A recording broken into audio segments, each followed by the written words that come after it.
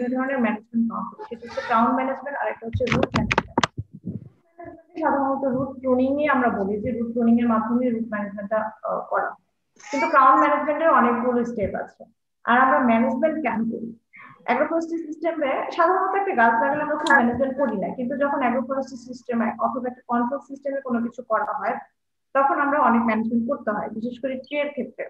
কারণ হচ্ছে ট্রি ম্যানেজমেন্টের মাধ্যমেই আমরা এটা, যেহেতু অ্যাগ্রোফরেস্ট্রির উদ্দেশ্যই থাকে হচ্ছে আমাদের প্রোডাকশনটাকে ম্যাক্সিমাইজ করা এবং আমাদের কোয়ালিটিটাকে বাড়ানো, এর জন্য আমরা বিভিন্ন ধরনের ম্যানেজমেন্ট করে থাকি যাতে হচ্ছে আমাদের এগ্রিকালচারাল ক্রপসেও কোনো প্রবলেম না হয়, এন্ড দেন একই সাথে ম্যানেজমেন্ট যেন ঠিকঠাক মতো হয় এবং আমরা যেন ম্যাক্সিমাম প্রোডাকশন পাই উইথ কোয়ালিটি। আচ্ছা, আমি একটা ফোন রিসিভ করবো, Kamrul sir phone. Thank you. আসসালামু আলাইকুম স্যার। জি স্যার, আমি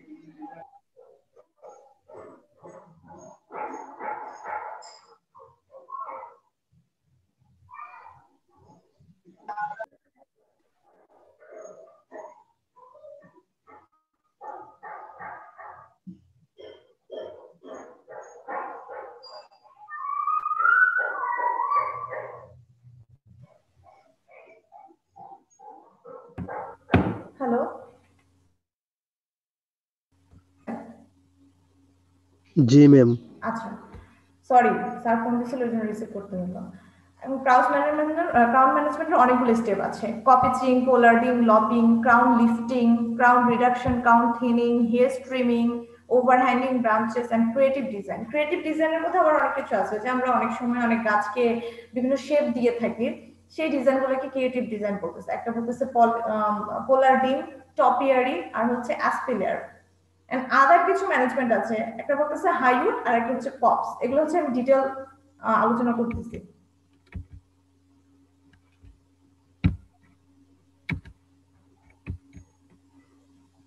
আচ্ছা, প্রথম হচ্ছে কপিচিং। এগুলো আমি খুব ফাস্ট যাবো কারণ কপিচিং অলরেডি আমি অনেকবার পড়াইছি। কপিচিং হচ্ছে জাস্ট গ্রাউন্ড লেভেলে একটা গাছকে কেটে ফেলা যাতে ওইখান থেকে হচ্ছে নতুন শুট অ্যারাইজ হয়, সেটাই হচ্ছে কপিচিং। এই প্রসেসটাকে কপিচিং বলে, আর ক্রপটাকে কপিচ ক্রপ বলে। এটাই হচ্ছে কপিচিং। পরীক্ষায় এগুলো ডিটেলস কিছু আসে না ওরকম, জাস্ট হচ্ছে ডেফিনেশন গুলো আসে, কপিচিং কি, পোলার্ডিং কি, এরকম ডেফিনেশন আসতে পারে। তো এক দুই লাইনের নিজের মতো করে লিখলেই হবে, একদম মুখস্থ করে লিখতে হবে ডাজন্ট ম্যাটার আই থিঙ্ক। এটা হচ্ছে একটা পোলার্ডিং এর ছবি। পোলার্ডিং কেন করা হয়? কপিচিং বলতেছি গ্রাউন্ড লেভেল থেকে কোনো গাছকে যখন কেটে ফেলা হয়, গ্রাউন্ড লেভেল বলতে 30-50 সেন্টিমিটার উপরে গ্রাউন্ড থেকে, তখন যে শুটটা অ্যারাইজ করে সেটা হচ্ছে কপিচিং। পোলার্ডিংটা হচ্ছে একটা নির্দিষ্ট হাইট পার হওয়ার পরে, বলা হয় যে অ্যাটলিস্ট 2 মিটার হাইট পার হওয়ার পরে কোনো গাছকে যদি স্টেম বা গ্রাউন্ডটাকে কেটে ফেলা হয়, ব্রাঞ্চগুলোকে কেটে ফেলা হয়, তখন তাকে পোলার্ডিং বলতেছি। পোলার্ডিংও করা হয় মানে আমাদের ট্রি ম্যানেজমেন্টের উদ্দেশ্যে।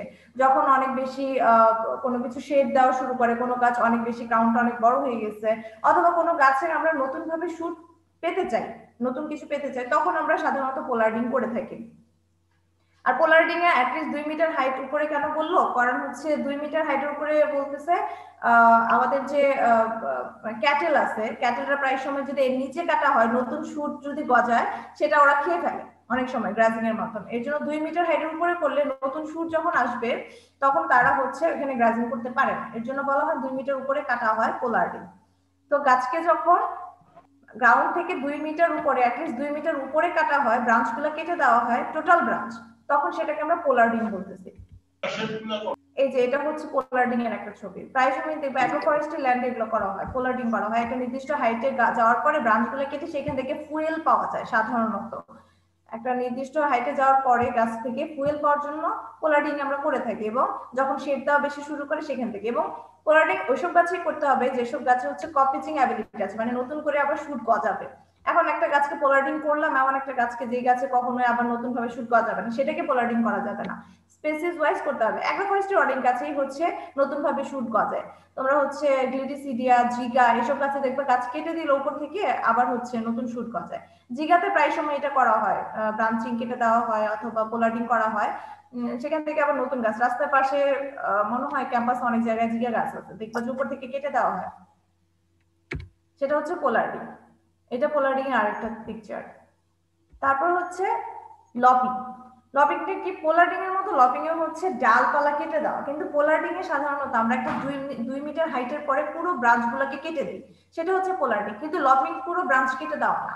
এটা হচ্ছে যখন কোনো গাছ অনেক বেশি শেড দেওয়া শুরু করে, তখন আমরা সেকেন্ডারি অর্ডারের যে ব্রাঞ্চগুলো আছে, সেকেন্ডারি অর্ডারের ব্রাঞ্চগুলো কোনগুলো?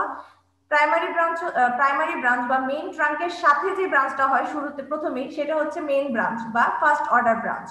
এন্ড ফার্স্ট অর্ডার ব্রাঞ্চ থেকে আবার যে ব্রাঞ্চগুলো তৈরি হয় সেটা হচ্ছে সেকেন্ড অর্ডার ব্রাঞ্চ। সাধারণত এই লপিং এর সেকেন্ড অর্ডার ব্রাঞ্চ যেগুলো থাকে সেগুলো কেটে দেওয়া হয়। কেটে দিয়ে আমরা হচ্ছে লাইটের পেনিট্রেশন যাতে ক্রপসে ভালো আসে এর জন্য করা হয়। অনেক সময় ফুয়েল পারপাসে করা হয়, যে অনেক ডালপালা আছে আমরা সেকেন্ডারি ডালগুলা বেছে বেছে সেগুলো কেটে ফেললাম, যাতে হচ্ছে লাইটের পেনিট্রেশনও ভালো হলো এগ্রিকালচারাল ক্রপসের জন্য, অ্যাজ ওয়েল এস আমরা কিছু ফুয়েলও পেয়ে গেলাম। এটা হচ্ছে লপিং করা হয়। লপিং সাধারণত মেইন স্টেম থেকে বেশ দূরে ডালগুলা কেটে দেওয়া হয়। মাঝে মাঝে ফার্স্ট অর্ডার ব্রাঞ্চগুলোও কাটে, কিন্তু যেটা হচ্ছে মেইন স্টেম থেকে অনেক দূরে আছে সেই ব্রাঞ্চগুলো কাটে, মানে ট্রাঙ্ক থেকে দূরে যে ব্রাঞ্চগুলো আছে সেই ব্রাঞ্চগুলো কেটে ফেলা হচ্ছে লপিং।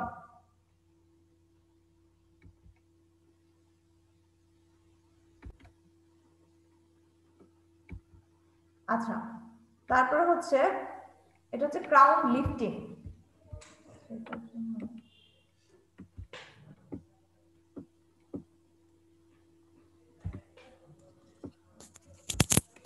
আচ্ছা, ক্রাউন লিফটিং। ক্রাউন লিফটিং আছে কি বোঝা যাচ্ছে? কেউ একজন বলবা?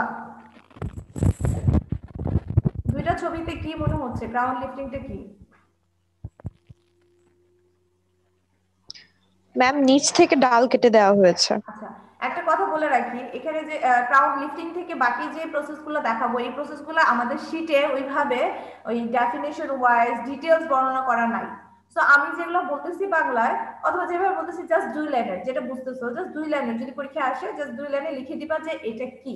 ওইভাবে ডিটেইলস ডেফিনেশন কোথাও দেওয়া নেই। ক্রাউন লিফটিংটা হচ্ছে জাস্ট অনেকগুলো ক্রাউন, মানে ক্রাউন বলতে ব্রাঞ্চিং গুলো অনেক নিচে হয়ে গেছে স্ট্যাম্পের, সেই ব্রাঞ্চিংটাকে একটু জাস্ট ক্রাউনটাকে টোটাল ক্রাউনটাকে একটু উপরে উঠায় দেওয়া। তার মানে নিচের ব্রাঞ্চগুলো যদি কেটে দেই, এখানে নিচের ব্রাঞ্চগুলো কেটে দিচ্ছে, কেটে দেওয়ার পরে দেখা গেছে যে ক্রাউনটা একটু উপরে উঠে গেছে। লিফটিং মানে উপরে উঠানো মনে হচ্ছে, তাই না? উপরের দিকে উঠানো। সো ক্রাউনটাকে হচ্ছে জাস্ট নিচের ব্রাঞ্চগুলোকে কেটে দিয়ে ক্রাউনটাকে উপরের দিকে উঠানো, এটাই হচ্ছে ক্রাউন লিফটিং। ক্রাউন লিফটিং হচ্ছে কি? নিচের যে ব্রাঞ্চগুলো আছে সেটাকে একটা নির্দিষ্ট হাইটের পরে সেই ব্রাঞ্চগুলোকে হচ্ছে কেটে ফেলা। আমি নির্দিষ্ট হাইট বলতেছি তার মানে এই না যে আমাদের নির্দিষ্ট কোনো স্পেসিফিক হাইট আছে যে এই হাইট পরে তা না। তোমরা যখন নির্দিষ্ট হাইট লিখবে সার্টেন পিরিয়ড বলতে কথাটা ইউজ করতে হবে। সার্টেন পিরিয়ড অফ টাইমের পরে আমরা হচ্ছে নিচে ব্রাঞ্চগুলো সেটা কেটে ক্রাউনটাকে জাস্ট একটু উপরে উঠানোটাই হচ্ছে ক্রাউন লিফটিং। সবগুলাই হচ্ছে করা হয় প্রপার গ্রোথের জন্য, তারপরে হচ্ছে যাতে হচ্ছে শেড ইফেক্ট এগ্রিকালচারাল ক্রপসে না থাকে, আমাদের প্রোডাকশনের ম্যাক্সিমাইজ করার উদ্দেশ্যে করা হয়।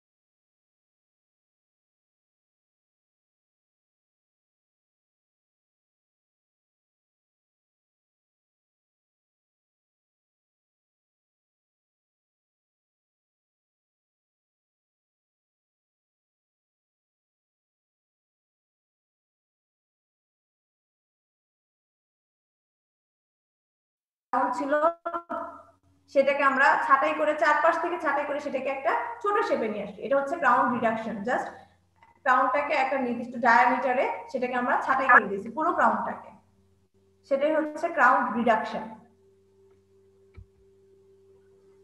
আচ্ছা, তারপরে যে ক্রিয়েটিভ ডিজাইন বলা ছিল, ক্রিয়েটিভ ডিজাইনের মধ্যে আমি বলছি পোলার্ডিং, টপিয়ারি আর অ্যাসপেলিয়ার। পোলার্ডিং, এই যে পোলার্ডিং আমরা বলছি যে ডালপালা হচ্ছে বিভিন্ন একটা নির্দিষ্ট হাইটের পরে ব্রাঞ্চ গুলাকে কেটে দাও। এখানে দেখো ব্রাঞ্চ গুলাকে কেটে দিছে, বিভিন্ন ব্রাঞ্চ গুলাকে বিভিন্ন সাইজে কাটছে জাস্ট একটা নির্দিষ্ট শেপ দেওয়ার পরে। তখন যখন এখান থেকে নতুন শুট অ্যারাইজ হয়েছে তখন দেখো এটাকে দেখতে অনেকেই হচ্ছে ডেকোরেটিভ মনে হচ্ছে। সো এটা সাধারণত করা হয় ক্রিয়েটিভ ডিজাইন করার জন্য, এগুলা ডেকোরেশনের পারপাসে এগুলো করা হয় পোলার্ডিং। আর টপিয়ারের সাথে সবাই পরিচিত আই থিঙ্ক, কারণ হর্টিকালচারে পড়ানো হয়েছে অলরেডি। আর আমরা বিভিন্ন জায়গায় দেখি, বিভিন্ন ইনস্টিটিউশন, অর্গানাইজেশন, বিভিন্ন বড় বড় হোটেল, রেস্টুরেন্ট, এগুলোর সামনে দেখবা যে গাছকে বিভিন্ন শেপ দিয়ে রাখা, সেটাই হচ্ছে টপিয়ারি। গাছকে কেটে প্রুনিং এর মাধ্যমে বিভিন্ন শেপে কনভার্ট করাই হচ্ছে টপিয়ারি। আচ্ছা, এরকম শেপ আমাদের ক্যাম্পাসে অনেক জায়গায় দেখা যায়। তারপরে দেখো পাশে এই যে এই টাইপের শেপ দেখা যায়, এটা কিসের শেপ? ডাইনোসরের একটা শেপ দিছে, তাই না? বিভিন্ন শেপে গাছকে তৈরি করে রাখাই হচ্ছে টপিয়ারি, জাস্ট ডেকোরেশন করা, সৌন্দর্য বৃদ্ধি করা, এটাই হচ্ছে টপিয়ারি। আচ্ছা, অ্যাসপেলিয়ারটা একটু ব্যতিক্রম। এটা করা হয় কখন? যখন একটা গাছ কোনো দেয়াল বা কোনো অবস্ট্রাকলের সাথে থাকে, দেয়ালের একদম সাথে সাথে একটা গাছ আছে, সেই গাছটা কিন্তু চারপাশ থেকে বাড়তে পারবে না, তখন সেটাকে এমন একটা শেপে দেওয়া হয় যেটা হচ্ছে দুই পাশ থেকে বাড়বে। সেই দুই পাশ থেকে বাড়াটাই হচ্ছে টু ডাইমেনশনাল। আমাদের সবকিছুই কিন্তু দুই পাশে, আমাদের যদি মিডল বরাবর কাটা হয় আমাদের সবকিছু কিন্তু দুই পাশে একটা একটা করে যাবে, হাত, কান, চোখ দুই পাশে দুইটা করে যাবে। এখন এইভাবেই অ্যাসপিলেটার তাই দুই পাশে সমানভাবে এদেরকে মানে মেনটেন করা হয়, এদের গ্রোথটাকে দুই পাশে গ্রোথ হবে, চার পাশে হবে না। ছবি দেখলে এখন ক্লিয়ার হবে। এই যে এরকম পিছনে একটা দেয়াল আছে, এর জন্য গাছটাকে এমন ভাবে করা হয়েছে যে তার ডালপালা জাস্ট দুই পাশে সমানভাবে বাড়ছে, চারপাশে কিন্তু বাড়ে নাই অন্যান্য গাছের মতো। এটাকে ম্যানেজমেন্ট করে রাখা হচ্ছে অ্যাসপিলিয়ার। এটা সাধারণত বিদেশে বিভিন্ন জায়গায় ফার্মে, এই যে এটা মনে হচ্ছে একটা আপেল ট্রি, সেটাকে হচ্ছে দুই পাশে বাড়ায় দেওয়া হচ্ছে। মাইক নিতে 300 টাকা। সরি, কেউ কি কিছু বললা? হ্যালো, আচ্ছা, এখানেও দেখো পিছনে দেয়াল ছিল, দেয়াল থাকাতে গাছটাকে আমরা দুই পাশে বাড়ায় দিছি যাতে হচ্ছে গাছের গ্রোথটাও ঠিকঠাক মতো হয় এবং ওই দেয়ালে কোনো প্রবলেমও যেন না হয় যে দেয়াল ছিল বলে গাছটাকে কেটে ফেলতে হবে, এরকম কিছু না। একটা নির্দিষ্ট ট্রিটমেন্টের মাধ্যমে এটাকে টিকিয়ে রাখা যাবে পিছনে বাধা থাকার পরেও। সো এটাই হচ্ছে অ্যাসপিলিয়ার, এই সিস্টেমটাকে অ্যাসপিলিয়ার করতেছে। আমাদের বোটানিক্যাল গার্ডেনে মনে হয় এইভাবে করা আছে। কি গাছ, গোল্ডেন শাওয়ার বা এরকম কোনো গাছ মনে এইভাবে করা আছে পুলের পাশে। আচ্ছা, তারপর বলছিল আদার কিছু ম্যানেজমেন্ট আছে, সেটা হচ্ছে হাই উডস আর কপস। হাই উড গুলো হচ্ছে একটা ফরেস্ট বা একটা নির্দিষ্ট গ্রুপ অফ ট্রি আছে যেটার সবগুলোর এজ, গাছের এজ হচ্ছে সমান। ধরো একটা নির্দিষ্ট উডলট যেটা সব একসাথে লাগানো হয়েছে বা গাছগুলোর সাইজের সমান, এরকম যখন একটা ট্রি এর গ্রুপ থাকবে তখন সেটাকে আমরা হাই উডস বলতেছি। নির্দিষ্ট সাইজের গাছ থাকবে এবং সেটা কি সেম এজ হবে, গাছের সাইজও সেম, এজও সেম। এরকম কোনো যদি লট থাকে বা গ্রুপ অফ ট্রি থাকে সেটাকে আমরা হাই উডস বলতেছি। আর একটা হচ্ছে কপস। কপসটা হচ্ছে জাস্ট এটা উল্টা, নির্দিষ্ট হাইটের কোনো গাছ না, বিভিন্ন এজের গাছ থাকবে, ছোট বড় মাঝারি এই টাইপের। তখন ওই ইরেগুলার যে মানে আনইভেন যে প্যাটার্নটা হলো সেই প্যাটার্নটাকে বিভিন্ন ইয়ং এজের গাছ থাকবে, ওল্ড এজের গাছ থাকবে, বিভিন্ন সাইজের হবে, সেই ফরেস্টটাকে আমরা মানে সেই এটাকে বলতেছি আমরা কপস বা কপস উড বলতেছি। আচ্ছা, দেন হচ্ছে রুট প্রুনিং। আমি টাইমটা দেখতে পারতেছি না স্ক্রিন শেয়ার করার জন্য। আচ্ছা, 10:19। রুট প্রুনিং, রুট প্রুনিং আমরা কেন করি? কপসের আগে যেন কি বললেন? সরি, কপসের আগের টার্মটা যেন কি ছিল ম্যাম? কপস বুঝি নাই তোমার কথা। কপসের ডেফিনেশনটা দেওয়ার আগে আরেকটা আচ্ছা। ডেফিনেশন দিলেন না, সেটা একটু। আচ্ছা, হাই উড সেটা। ও ঠিক আছে। হাই উড হচ্ছে, আচ্ছা ওকে। আচ্ছা, রুট প্রুনিং, রুট প্রুনিং আমরা কেন করি? রুটের ফাংশনটা কি আসলে? রুট তো এমনি এমনি হয় নাকি? রুটের কোনো কাজ আছে? নিউট্রিয়েন্ট আপটেক করার জন্য। নিউট্রিয়েন্ট আপটেক করার জন্য, অনেক কিছুর জন্য। মাটিতে Storage। গাছের অস্তিত্ব ধরে রাখার জন্য, অ্যাঙ্করের জন্য, হ্যাঁ। তারপর বিভিন্ন সাবস্টেন্সও তৈরি করে রুটের মাধ্যমে, তারপরে বিভিন্ন ধরনের নিউট্রিয়েন্ট আপটেক করার জন্য, এন্ড মোস্ট ইম্পর্টেন্টলি ওয়াটার আপটেকের জন্য হচ্ছে রুট দরকার। সয়েল থেকেই তো ওয়াটার নিয়ে তারপর পুরো গাছে ডিস্ট্রিবিউট করে, তাই না? সো এগুলো হচ্ছে রুটের কাজ। রুট না থাকলে গাছের অস্তিত্বই থাকতো না। আচ্ছা, রুটের কিছু ম্যানেজমেন্ট আছে, কারণ আমরা জানি রুটের ধরন কি। আমরা বলি যে একটা মেইন রুট বা প্রাইমারি রুট বলি, আর সেকেন্ডারি রুট বা ব্রাঞ্চ রুট বলি। মেইন রুটটা কি? আমরা ট্যাপ রুট যেটা শিখে আসছি সেটাই হচ্ছে মেইন রুট, যেটা হচ্ছে ডিপ রুট। সেই মেইন রুটকে বেসিস করে তার সাইডে সেকেন্ডারি বা ব্রাঞ্চ রুট গুলো আসে, তাই না? ওই ট্যাপ রুটটাই হচ্ছে মেইন রুট। তারপর হচ্ছে ব্রাঞ্চ রুট, হচ্ছে ট্যাপ রুট থেকে যে সাইডে সেকেন্ডারি রুট আসে বা ব্রাঞ্চিং হয়ে যে রুটগুলো আসে মেইন রুটের উপর বেসিস করে, সেটাই হচ্ছে ব্রাঞ্চ রুট। ব্রাঞ্চ রুটস এর মধ্যে আবার কিছু পার্থক্য আছে। একটা হচ্ছে থিকেন্ড স্ট্রাকচার, একটু মোটা রুট হয়, আর একটা হচ্ছে ফাইন অ্যাবজর্বিং রুট হয়, আর মেনি মাইক্রোরাইজাও থাকে। এখন থিকেন্ড রুট কোনগুলা?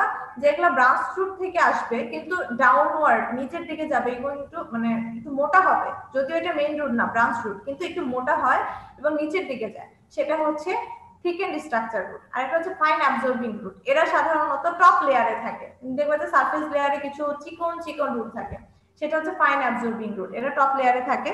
আর কিছু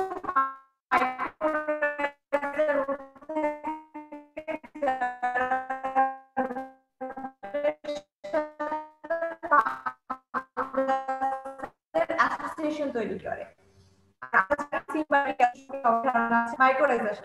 বিশেষ করে রাইজোবিয়ামের সাথে। আচ্ছা, মেইন কথা হচ্ছে এটা, root pruning. Root pruning agroforestry সিস্টেমে প্রায় রুট প্রুনিং করা হয়। কেন? অন্যান্য সিস্টেমে বা শুধু গাছ থাকলে রুট প্রুনিং তেমন করা হয় না, কিন্তু অ্যাগ্রোফরেস্ট্রি সিস্টেমে প্রায় এই প্র্যাকটিসটা করা হয়। কারণ এখানে ক্রপস তো থাকে না, রুট প্রুনিং না করলে ক্রপস এর বৃদ্ধিকে বাধাগ্রস্ত করতে পারবে সেজন্য না। আচ্ছা, যেহেতু এগ্রিকালচারাল ক্রপস থাকে, অ্যাগ্রোফরেস্ট্রি সিস্টেমের মূল উদ্দেশ্যই হচ্ছে ট্রি এর সাথে বা উডি প্যারেনিয়ালের সাথে অ্যানুয়াল ক্রপস বা এগ্রিকালচারাল ক্রপস থাকবে। এগ্রিকালচারাল ক্রপস এর সাধারণত এদের এগ্রিকালচারাল ক্রপস আমরা পড়ে আসছি, এদের রুটের ডিস্ট্রিবিউশনটা সয়েলের নিচে সর্বোচ্চ 30 সেন্টিমিটার পর্যন্ত হয়। 15 থেকে 30 সেন্টিমিটার মধ্যে হচ্ছে ম্যাক্সিমাম ক্রপের, এগ্রিকালচারাল ক্রপের রুটটা ডিস্ট্রিবিউট থাকে। কিন্তু ট্রি এর কিন্তু আমরা সাধারণত ওই ধরনের ট্রি সিলেক্ট করি যাদের হচ্ছে ডিপ রুটেড, যারা তার মানে যাদের রুট হচ্ছে 40 সেন্টিমিটারের নিচে যাবে। ঠিক আছে, ট্যাপ রুট 40 সেন্টিমিটারের নিচে যাবে, বাট সেকেন্ডারি বা ব্রাঞ্চ রুট যেগুলো আছে সেগুলো তো অনেক সময় আপার লেয়ারে থাকে। আপার লেয়ারে যখন রুট বেশি থাকবে তখন তারা কি করবে? এগ্রিকালচারাল ক্রপসের সাথে কম্পিট করলে তখন গাছটা সেই নিউট্রিয়েন্ট বা তাদের জন্য প্রয়োজনীয় যে সেগুলো সব নিয়ে নেবে।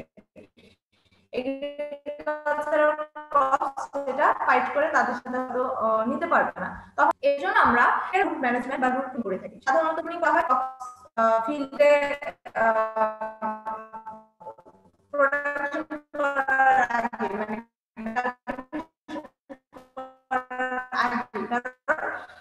ল্যান্ড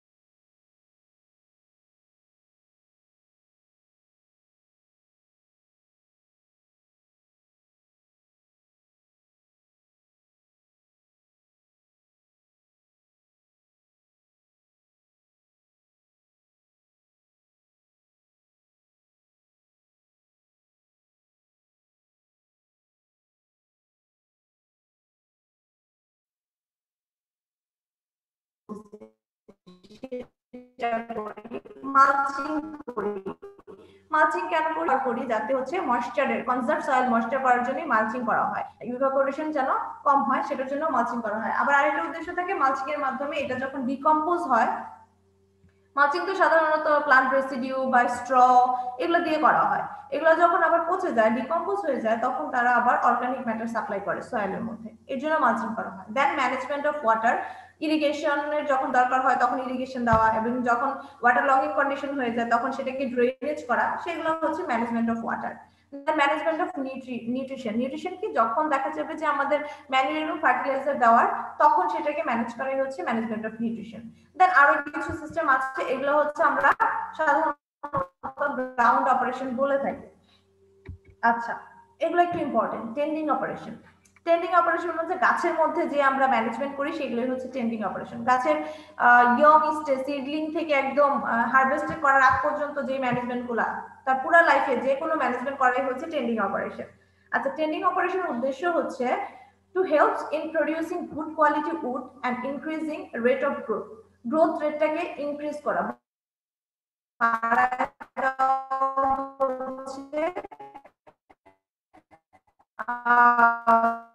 টেন্ডিং অপারেশন করা হয় যাতে হচ্ছে গাছের কোয়ালিটিটা ভালো, গ্রোথটা ভালো। আরেকটা কি পার ইউনিট এরিয়া থেকে যেন আমরা রিটার্নটা ম্যাক্সিমাম পাই। এখন যদি আমরা ম্যানেজমেন্ট না করি দেখা যাবে একটা ম্যানেজমেন্ট না করা প্লট করেছি সেখান থেকে যেটা প্রয়োজন ছিল সেটা দেইনি, কিন্তু আরেকটা প্লটে আমরা যখন যেটা প্রয়োজন ছিল সবই দিয়েছি। এর জন্য আমরা বলতেছি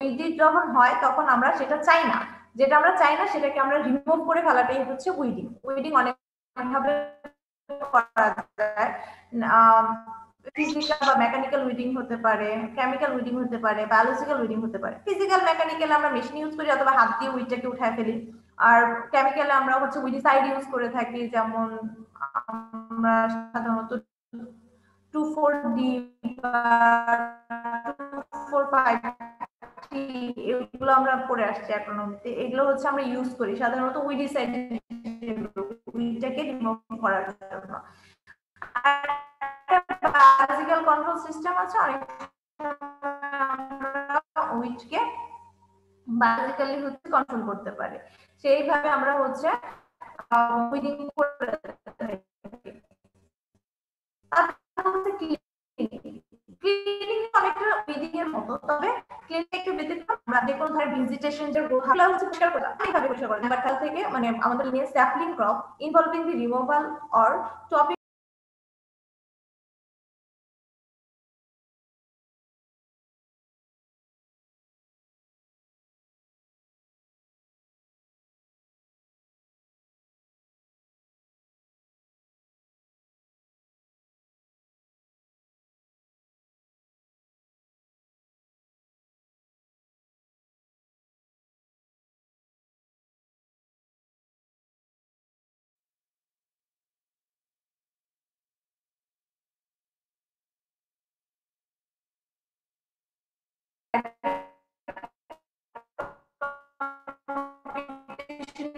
জন্য সাধারণত ক্লিনিং করা হয়। দেন ক্লাইম্বার কাটিং, Who climbs? স্বর্ণলতা গাছগুলো আছে সেগুলো লতানো যে গাছগুলো আছে না, সাধারণত আমরা দেখি বড় গাছের উপর এরকম লতানো গাছগুলো অনেক সময় অটোমেটিক্যালি হয়ে যায়, তাই না? হয়ে তারা কি করে ওই গাছে সাপোর্ট নেয়, বড় গাছ থেকে তারা হচ্ছে বড় গাছের উপরেই আশ্রয় নেয়, দেন সেখান থেকেই খাবার দাবার যা আছে সব গ্রহণ করে তাদের সাথেই কম্পিটিশন করা শুরু করে দেয়, হোস্টের সাথেই কম্পিটিশন করা শুরু করে দেয়। এই ধরনের যে ক্লাইম্বার গুলো আছে এগুলো গাছের গ্রোথকে অনেকটাই হ্যাম্পার করে, নিউট্রিয়েন্ট আপটেক করে নেয়, তাদের খাবারগুলো তারা শেয়ার করে নেয়, কম্পিটিশন বাড়ায় দেয়। ইভেন দো দেখা যায় যে কিছু কিছু ক্লাইম্বার আছে পুরো গাছকে এমন ভাবে ঢেকে ফেলে যে ওই গাছটাই কোনো লাইটের কাছে আসতে পারে না, এরকম অনেক ধরনের বড় গাছ আছে। আর ক্লাইম্বার গুলো এত ডেঞ্জারাস হয় পুরো গাছকেই কভার করে ফেলে। তো এই ক্লাইম্বার গুলা গাছের কোয়ালিটি নষ্ট করে, একে তো কম্পিটিশন করতেছে, প্লাস টিম্বারের যে কোয়ালিটি, আমরা তো টিম্বার ইন্ডিং ফরেস্ট স্পিসিস নিয়ে কথা বলতেছি, তো টিম্বারের যে কোয়ালিটি আছে টোটালটাকে হ্যাম্পার করে ফেলে, ওই গাছ থেকে ভালো টিম্বার পাওয়া যায় না, কারণ তারা তাদের ওই টেন্ড্রিলস হুক তারপরে যে এরিয়াল যে রুটস গুলো আছে এগুলোর মাধ্যমে তারা ওই গাছ থেকে সবকিছু শোষণ করে না এবং গাছটাকে কভার করে এটার সকল কোয়ালিটি নষ্ট করে দেয়। তো এই ধরনের ক্লাইম্বার যেগুলো থাকবে কোনো গাছে, সেটা যদি পাতলা ক্লাইম্বার বা ছোট ক্লাইম্বার হয় তখন সেটাকে আমরা হাত দিয়েই টেনে ছিঁড়ে ফেলতে পারি বা আপলোড করে ফেলতে পারি, কিন্তু কিছু কিছু গাছে দেখা যায় অনেক মোটা মোটা ক্লাইম্বার থাকে, সেটা রিমুভ করা অবশ্যই জরুরি আমরা যদি আমাদের গাছকে বাঁচাতে চাই এবং রিটার্ন ম্যাক্সিমাম পেতে চাই, কারণ ক্লাইম্বার থেকে তো আমরা কোনো রিটার্ন পাবো না।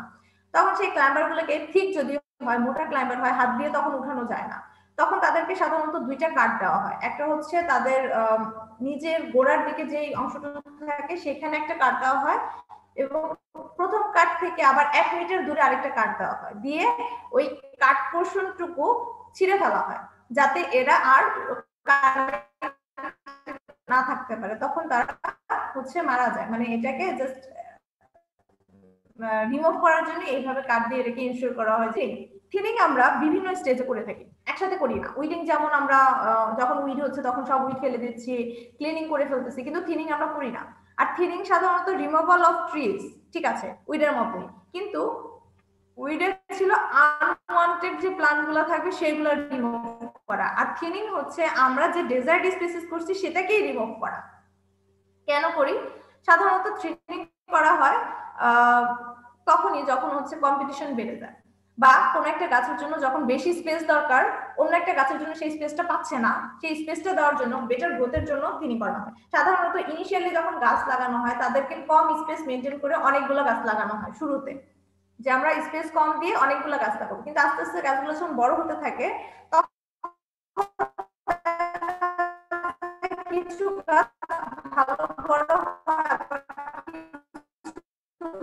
বড় হয় না, বা সময় পার হওয়ার পরে সেই গাছগুলোর হ্যাম্পার হচ্ছে, তখন সেই গাছগুলোকে আমরা থিনিং করে ফেলবো, মানে রিমুভ করে ফেলবো। আমরা বেছে নিব যে কোন গাছগুলোর গ্রোথ এভারেজ গ্রোথের চেয়ে কম, সেই গাছগুলোকে আমরা থিন আউট করে ফেলবো। গাছের একটা প্লান্টেশন শুরু করার সাপোজ 3 বছর পরে এরকম হতে পারে, 3 বছর পরে আমরা কিছু গাছ সিলেক্ট করলাম যেগুলোর গ্রোথ ভালো হচ্ছে না, এগুলোকে আমরা রিমুভ করবো, যাতে করে এইগুলোর জন্য ভালো, যেগুলোর গ্রোথ ভালো হচ্ছে সেগুলোর জন্য আবার ক্ষতি না হয় বা তারা যেন ভালো স্পেস পায় তাদের প্রপার গ্রোথের জন্য।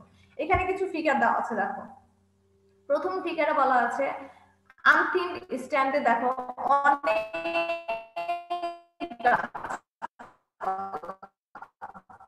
প্রত্যেকটা ডি থেকে ডি এর মাঝখানে 5টা গাছ আছে। দেখো প্রথম স্টেপের নিচের দিকে লাইট থিনিং যখন করা হয়েছে গাছের মধ্যে দেখো যে গাছটা সবচেয়ে ছোট ছিল, গ্রোথ সবচেয়ে কম, সেই গাছটাকে থিন আউট করে ফেলছে, পরে কিছুদিন পরে আবার দেখা গেছে এই 4টা গাছের মধ্যে আবার গ্রোথ সবচেয়ে কম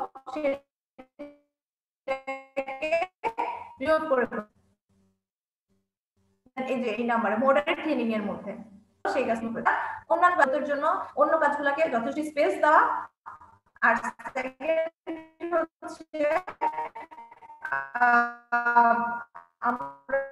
হচ্ছে কিছুদিন পর এগ্রিকালচার যখন অ্যাগ্রোফরেস্ট্রি করি বা একটা প্লান্টেশন করি তার থেকে যদি টিম্বারের রিটার্ন নিতে চাই 10 বছর মিনিমাম ওয়েট করতে হয়, কিন্তু থিনিং করেও কিন্তু আমরা একটা রিটার্ন পেতে পারি, কারণ থিনিং থেকে যেই গাছগুলো পাই সেটাকে আমরা ফুয়েল হিসেবে বিক্রি করে দিতে পারি, ইউজ করতে পারি, সেখান থেকে একটা ভালো রিটার্ন আসে। এটা এই প্রসেসটাই হচ্ছে থিনিং। আচ্ছা, থিনিং এর অবজেক্টিভ আমি অলরেডি বলে ফেলছি, এখানে ওইগুলোই লেখা আছে। সাধারণত বা যে removing of dead history, then to attention of the growth physical কন্ডিশনটাকে এনশিওর করার জন্য, to obtain it is type of to improve the stand composition and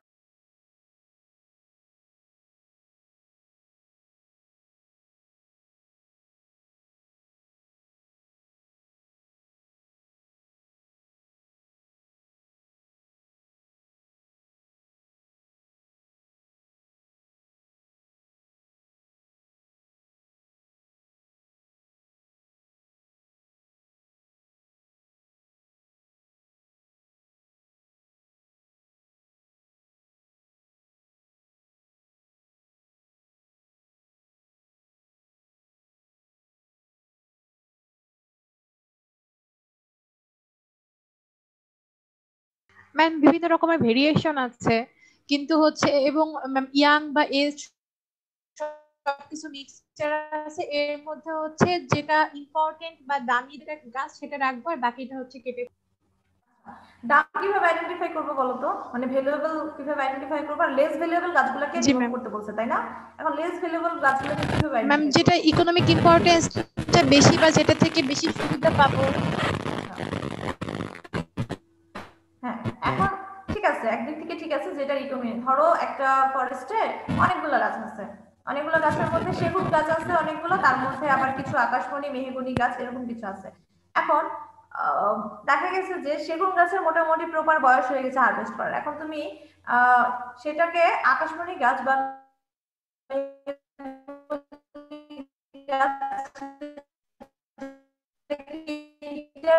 করতেছে তার গ্রোথ, এখন তুমি কোনটা কাটবা, সেগুন কাটবা না আকাশমণি কাটবা? ম্যাম সেগুন যেহেতু। আচ্ছা, কিন্তু যদি হচ্ছে সেগুন কেটে দিলা, হ্যাঁ যখন হারভেস্ট করা হয়ে গেল তখন কেটে দিবা সেগুন অবশ্যই, কারণ সেটা যেহেতু হারভেস্টিং স্টেজে চলে গেছে। এখন তুমি যতই রাখো তাকে, যতই এখানে রেখে দাও, সেখানে কি হবে, গ্রোথ কি হবে? আর একটা গাছ যখন ম্যাচিউর হয়ে যায়, ওভার ম্যাচিউর হয়ে যায়, তখন কিন্তু তার ভালো গ্রোথ হয় না। তাকে আরো যতদিনই রেখে দাও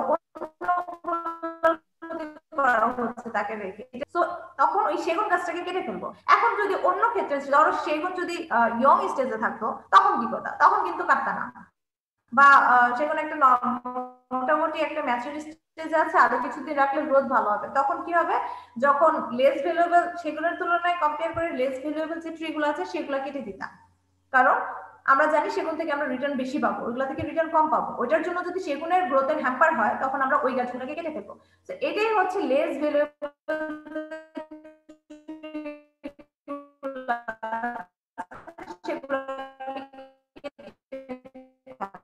অনেক সময়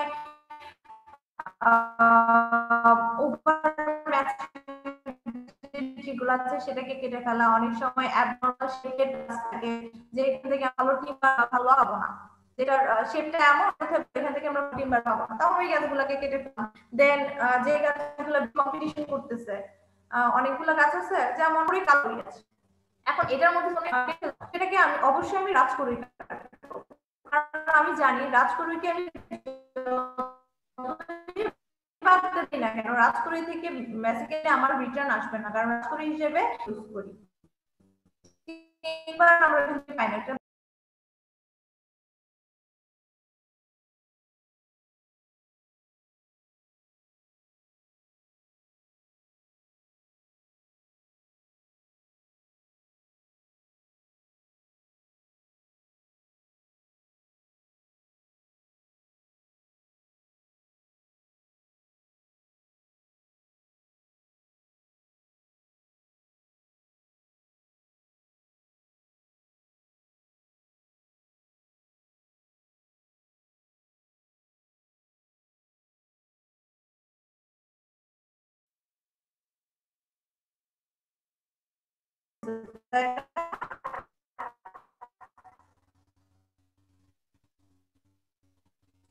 পুরো ডায়ামিটারটাকে কাট করে দিছে। এটার উদ্দেশ্য হচ্ছে কোন একটা গাছকে, এটা তখনই করা হয়, এটার উদ্দেশ্য হচ্ছে গাছটাকে মেরে ফেলা। এইভাবে যখন কোনো গাছ কাট করা হবে তখন ওই গাছটা মরে যাবে, কিন্তু এইভাবে মারা দরকার কি, আমরা কেটে ফেলতেছি না কেন?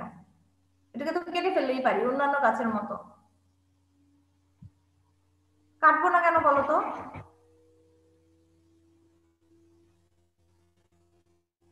শোনা যাচ্ছে?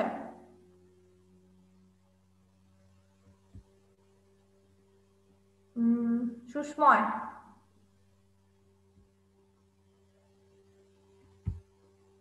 আমাকে কি শোনা যাচ্ছে? আমি কনফিউজড। ম্যাম